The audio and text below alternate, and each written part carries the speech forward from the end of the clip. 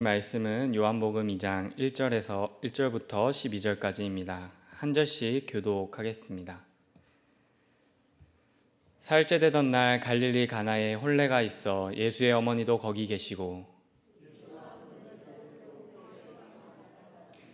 포도주가 떨어진지라 예수의 어머니가 예수에게 이르되 저들에게 포도주가 없다 하니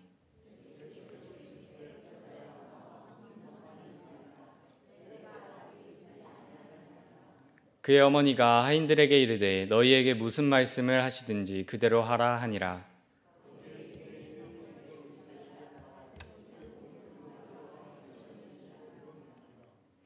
예수께서 그들에게 이르시되 항아리에 물을 채우라 하신즉 아귀까지 채우니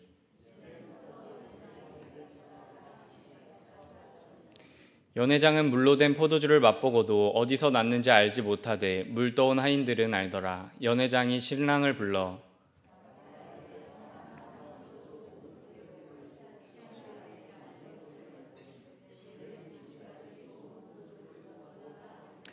예수께서 이 첫 표적을 갈릴리 가나에서 행하여 그의 영광을 나타내심에 제자들이 그를 믿으니라. 그 후에 예수께서 그 어머니와 형제들과 제자들과 함께 가버나움으로 내려가셨으나 거기에 여러 날 계시지는 아니하시니라. 아멘. 기도하겠습니다. 사랑하는 하나님, 이 시간 주님의 말씀을 듣습니다. 부족한 종 세우셔서 주님의 말씀을 선포할 때 성령의 충만함으로 전하게 하시고 듣는 모든 이들의 영안이 열리고 귀가 열려 하나님의 말씀이 들려지고 또 삶에서 순종함으로 살아낼 수 있게 하여 주옵소서. 이 시간 우리와 함께 하시는 예수 그리스도의 이름으로 기도했습니다. 아멘. 오늘 본문 말씀과 연관이 있는 유명한 일화가 있습니다. 들어보신 분들도 있을 것 같습니다. 옥스퍼드 대학의 한 신학 수업에서 한 교수가 시험 문제를 냈습니다. 예수님이 물을 포도주로 만든 사건이 종교적으로 어떤 의미가 있는가라는 질문이었습니다. 이때 다른 학생들은 열심히 또 빼곡하게 정답을 써 내려갔습니다.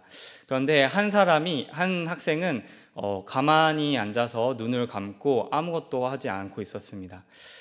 이제 시간이 또 흘러서 이제 모두 답안지를 내야 될 시간이 다가왔는데 여전히 그 학생은 눈을 감고 답을 쓰지 않고 있었습니다. 그래서 교수님은 그 학생에게 다가가서 한 줄이라도 적지 않으면 빵점이니 한 줄이라도 적어라 라고 말했다고 합니다. 그때 이 학생이 거기에 정말 한 줄로 적고는 그 답안을 냈습니다. 그리고 이제 시험 문제를 이제 답안지를 채점하는데 교수님이 그 안에 한 줄 썼던 그 사람의 답안지를 보고는 충격을 받았다고 합니다.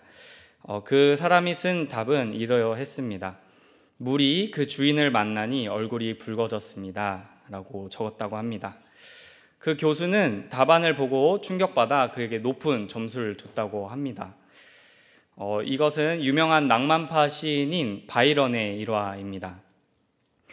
이 기적 사건은 창조주이신 예수님께서 첫 표적으로 자신의 영광을 드러내신 사건입니다. 오늘 본문 말씀에서 1절을 보니까 사흘째 되던 날 이렇게 시작합니다. 1장에서 예수님이 빌립과 나다나엘을 부르신 사건 이후 4일이 지난 시점입니다.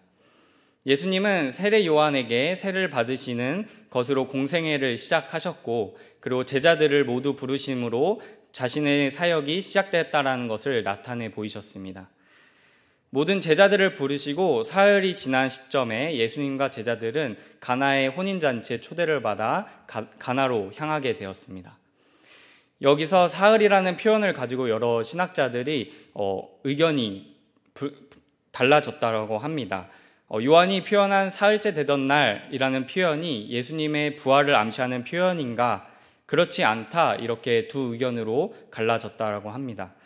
그러나 본문의 흐름상 사흘째 되던 날은 이전의 1장과 연결시키기 위함이며 요한복음 1장 50절에서 예수님께서 말씀하신 더 큰 일을 보리라 하신 말씀을 즉시 성취하셨음을 나타내 보이시기 위함이라는 해석이 더욱 자연스럽습니다. 그러나 이보다 더 중요한 사실은 예수님께서 그렇게 모으신 제자들을 데리고 처음으로 보이신 표적이 바로 이 가나의 혼인잔치라는 것입니다.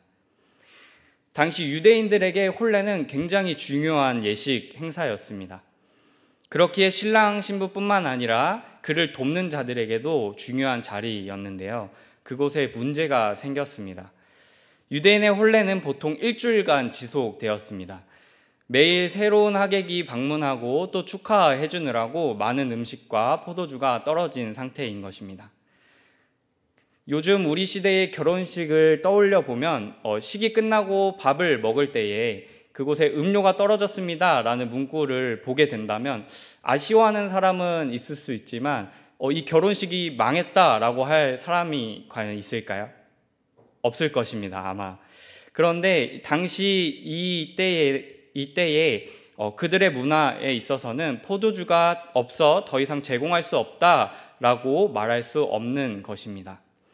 그것은 자신이 초대한 손님들에게 결례이자 가장 행복하고 즐거워야 할 예식이 포도주로 인해 망하게 될 수 있는 상황이기 때문입니다. 지금 신랑과 그리고 그를 돕는 이들에게 큰 어려움이 생긴 것입니다. 그때 그곳에 누가 계십니까? 바로 예수님이 함께 그곳에 계십니다. 이 상황을 알고 있던 예수님의 어머니 마리아는 예수님께 이 상황을 전달합니다. 저들이 포도주가 없어 이 잔치가 완전히 망할 위기에 놓였으니 그들을 도와주세요 라고 예수님께 요청하고 있습니다. 이에 대해 예수님께서는 의외의 대답을 하십니다. 우리 4절을 다 같이 읽어보겠습니다. 예수께서 이르시되 여자여 나와 무슨 상관이 있나이까 내 때가 아직 이르지 아니하였나이다. 요한복음에서 예수님이 때에 대해서 이야기를 굉장히 많이 하십니다. 왜 이렇게 예수님께서는 이 때에 대해 강조하시고 반복해서 이야기하실까요? 예수님은 이 때를 위해 이 세상에 오셨기 때문입니다. 이 때는 바로 예수님께서 우리를 위해 십자가에서 죽으시고 그곳에서 다 이루시는 그때를 가리켜 말씀하시는 것입니다. 예수님은 그때가 다른 사람의 방식에 의해 전해지기를 원하지 않으셨습니다. 따라서 예수님 자신이 드러내야 하는 때가 아직 이르지 않았다는 것을 의미합니다. 또한 자신의 영광이 육신을 채우는 일로 가려지는 것을 원하지 않으셨습니다. 마리아의 요구는 극히 육적인 요구였기 때문입니다. 그러나 예수님의 이 말씀이 마리아와 그 무리에게 어떻게 들렸을까요? 당장 포도주가 필요하고 당장 누군가는 이 사건을 해결해야만 하지만 마리아뿐만 아니라 그곳에 있는 신랑과 그를 돕는 자들 모두 이 문제를 해결할 능력도 힘도 없다는 사실입니다. 그런데 마리아는 예수님께 능력이 있으시고 무엇이든지 할 수 있는 분이라는 것을 알고 알고 있지만 아직 때가 되지 않았다는 말을 들은 마리아는 답답하고 분명 예수님의 잘못도 아니지만 그들 마음에 왜 우리를 도와주시지 않지? 라는 마음이 들 수 있다는 것입니다. 이렇게 자신의 상황을 원망하던 화살이 예수님께로 향해 갈 수도 있는 상황입니다. 그렇다면 우리는 어떠합니까? 이러한 상황에 우리가 놓였다면 어찌 하시겠습니까? 왜 내 인생에서 중요한 순간에 나는 아무것도 없고 이 상황을 이겨낼 능력도 없다는 것을 너무나도 잘 알기에 하나님께 기도하고 매달리고 간구하지만 상황은 좀처럼 나아지지 않고 하나님은 침묵하시는 것 같을 때 우리는 과연 어떻게 반응합니까? 우리는 주실 것을 믿고 끝까지 기다리십니까? 아니면 하나님을 원망하는 것으로 잠깐 우리의 마음을 시원하게 하십니까? 기도는 하나님의 때를 기다리겠다고 표현하는 믿음의 행위입니다. 또한 하나님의 때를 기다린다는 것은 다른 말로 무슨 말씀을 하시든지 그대로 행하겠다라는 말입니다. 기도란 결코 지금 당장 나에게 필요한 포도주를 뿅 하고 달라라고 하는 것이 아닙니다. 마리아는 분명 예수님이라면 없던 포도주도 만드실 분이라는 것을 알았습니다. 그러나 그녀의 요구와 예수님께서 이 세상에 오신 뜻이 조금은 달랐습니다. 그래서 예수님께서는 의도적으로 여자여 나와 무슨 상관이 있냐라고 말씀하신 것입니다. 예수님은 언제나 하나님의 영광을 나타내시는 것에 관심이 있었기 때문입니다. 이후 예수님과 마리아가 서로 계속해서 어떠한 대화를 했는지는 말씀에 나오지 않기에 우리가 정확히 알 수는 없습니다. 그러나 예수님의 의도적인 거절에 마리아는 다시 믿음으로 올바른 방향을 잡기 시작합니다. 이전에는 현재 상황에 몰두했다면 이제는 믿음으로 예수님이 일하실 것을 기대하고 또 행동합니다. 그녀는 하인들에게 예수님께서 무슨 말씀을 하시든지 그대로 하라라고 말합니다. 이것이 바로 순종할 준비가 된 자의 기도입니다. 순종을 택한 마리아와 하인들에게 예수님은 본격적으로 일하기 시작하십니다. 그곳에 정결 예식을 따라 두세 통의 물이 들어갈 수 있는 돌 항아리 6개가 있었다라고 말씀에서 나옵니다. 이것은 그 항아리가 얼마나 컸는지 보여주는 구절입니다. 여기서 정결 예식이라고 하면 유대법에 따라서 혼인잔치에 사용된 그릇을 씻기도 하고 또 온 손님의 손을 씻고 들어갈 수 있게 하는 그런 항아리를 마당 그 우물 곁에 두곤 했습니다. 그런데 그 항아리 안에 두세 통의 물이 들어갈 수 있다라는 것은 여기서 한 통이 약 40리터 정도를 의미합니다. 따라서 두세 통이니 80에서 120리터 정도 들어갈 양의 항아리라고 보면 됩니다. 이해를 돕기 위해서 120리터 정도면 가장 큰 음식물 쓰레기통이라고 생각하시면 좋을 것 같습니다. 그 정도 되는 돌 항아리가 6개 있으며 예수님께서는 물을 어기까지 채우라라고 명하십니다. 우리가 이 구절을 상상하며 깊이 들어가 이해하면 좋을 것 같습니다. 말씀의 저자는 의도적으로 항아리에 들어가는 물의 양이 얼마인지 보여줍니다. 이들은 그 큰 항아리를 채우기 위해서 우물에서 물을 끌어올리고 또 그 끌어올린 물을 통에 담아 항아리에 직접 한 통씩 옮겼어야 했습니다. 그렇다고 지금처럼 수도꼭지가 있거나 호수가 있었던 것도 아닙니다. 직접 그 물을 다 옮겨서 그 항아리의 어기까지 6항아리를 다 채웠어야만 합니다. 그들은 어쩌면 그 일을 하면서도 의심이 들고 또는 포기하고 싶은 마음이 들었을 수도 있습니다. 하지만 어느 누구도 포기했다거나 의심을 표현한 자가 있다라고 성경에선 나오지 않습니다. 그들은 예수의 명령에 그의 말씀에 순종하기를 선택했습니다. 이들은 처음 순종한 것을 따라 어기의 물이 찰 때까지 계속해서 물을 끌어올렸고 그 물을 통에 담아 나르며 항아리에 계속해서 부었습니다. 처음 순종한 것이 계속된 순종으로 이어져 점점 어기의 물을 가득 채울 수 있었던 것입니다. 우리 또한 마찬가지입니다. 순종은 계속해서 우리 안에 의심의 안개를 걷어내 줄 것이고 결국은 우리 안에 의심이 아닌 믿음이 가득 차 넘칠 줄 믿습니다. 이제 모든 항아리에 물을 채운 하인들에게 예수님은 이전보다 더 터무니없고 순종하기 어려운 말씀을 하십니다. 이제 물을 떠서 연회장에게 가져다 주라는 것입니다. 이 물을 그대로 가지고 갔을 때 연회장이 포도주가 아닌 물을 마시게 된다면 그 책임은 오롯이 이 하인들에게 있다라는 것을 이들은 분명히 알고 있었을 것입니다. 그럼에도 이들은 계속해서 예수님의 말씀을 신뢰함으로 다시 한번 순종하기를 선택합니다.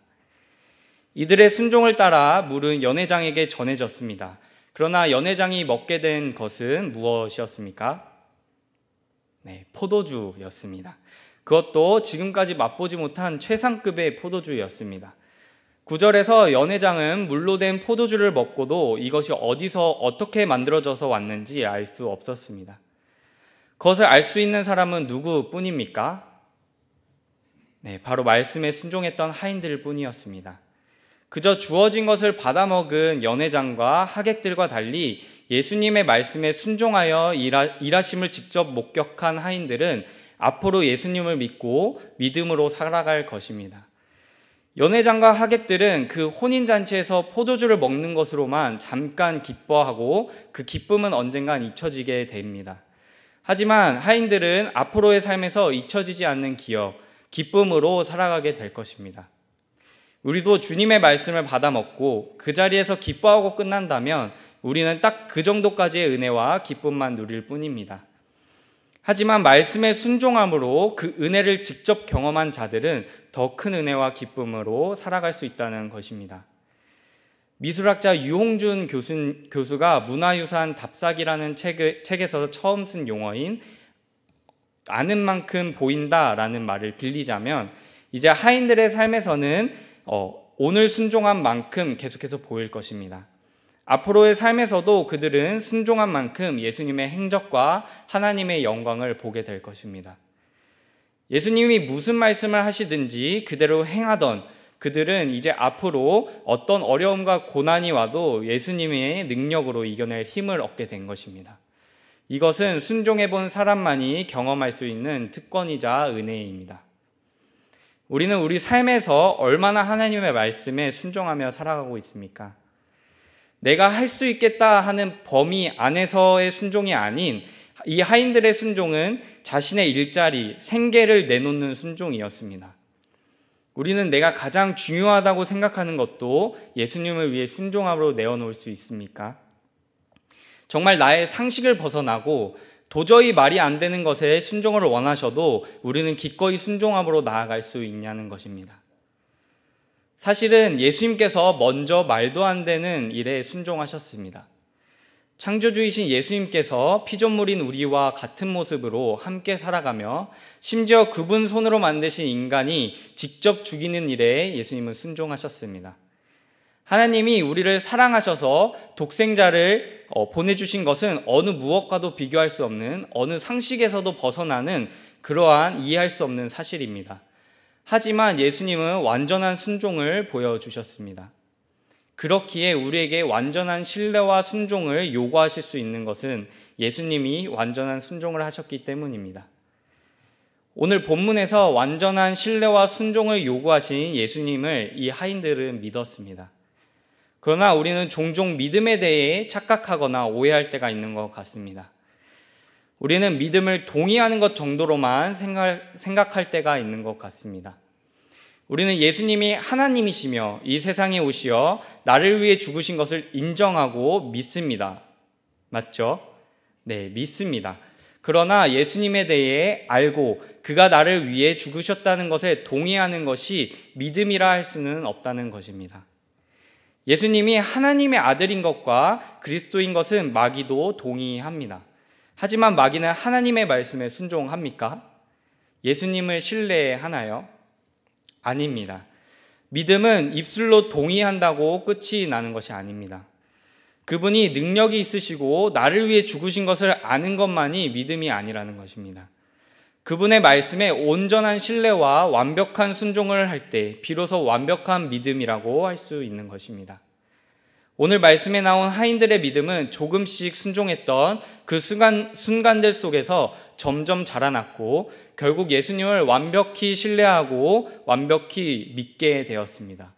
이것이 그들의 믿음을 정의해 주는 것입니다. 그래서 야고보서 2장 17절에서 행함이 없는 믿음은 그 자체가 죽은 것이다 라고 말을 합니다.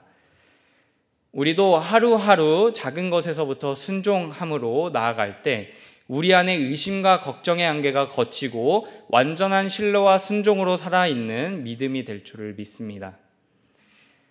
예수님은 받은 이 혼인잔치에 오신 처음부터 이 표적을 행하시려고 하셨습니다. 11절에서 자신의 영광을 나타내시기 위해 이 첫 표적을 행하셨다라고 말합니다. 이 처음 표적을 통해 예수님께서는 1장 50절과 51절에서 제자들에게 말씀하신 하늘이 열리고 하나님의 사자들이 인자 위에 오르락내리락 하는 것, 그리고 나다나엘을 알아보신 것보다 더 큰 일에 대해 실질적인 성취를 보여주신 것입니다. 예수님은 이 표적을 통해 예수님께서 창조주의 능력과 자신이 이 세상에 오신 목적을 나타내 보이신 것입니다. 이후 제자들도 예수님을 믿기 시작합니다. 이 말씀은 단지 한 가정과 잔치의 어려움을 도우시고 그들의 곤란한 사정을 기적적으로 해결해 주셨다가 핵심이 아닙니다. 예수님은 그들에게 완전한 신뢰와 순종을 요구하셨고 그들은 예수님이 무슨 말씀을 하시든지 그대로 행했습니다. 때때로 우리는 물이 포도주가 되어 필요할 때마다 그 포도주를 얻는 것, 이러한 기적에 초점을 맞추며 살아가고 기도할 때가 있습니다.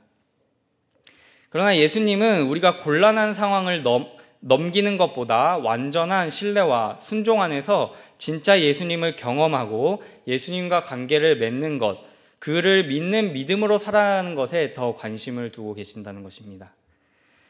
예수님은 지금의 우리에게도 이러한 완전한 순종을 요구하십니다. 우리의 삶에 어려움이 있으십니까? 신랑에게 포도주가 떨어진 것처럼 우리 삶에 곤란에 빠뜨리는 기도의 제목들이 있습니까? 사랑하는 성도님들, 그 기도의 제목 앞에서 우리는 어떻게 반응합니까? 하나님께서 침묵하시는 것 같은 상황에 우리는 그분이 우리를 통해 일하실 수 있도록 순종할 준비가 되어 있습니까? 우리는 매일매일 조금씩 순종함으로 물을 그 항아리 어귀까지 가득 채워 넣어야 합니다. 그 과정이 수고롭고 때로는 의심이 들고 때로는 포기하고 싶을 때도 있을 수 있지만 완전히 물이 차고 그것을 가져다가 그들에게 주라라고 하시기 전까지 우리는 계속해서 온전한 신뢰와 순종함으로 나아가야 합니다. 기도는 나의 요구를 하나님께 강요하거나 승인받는 것이 아닙니다.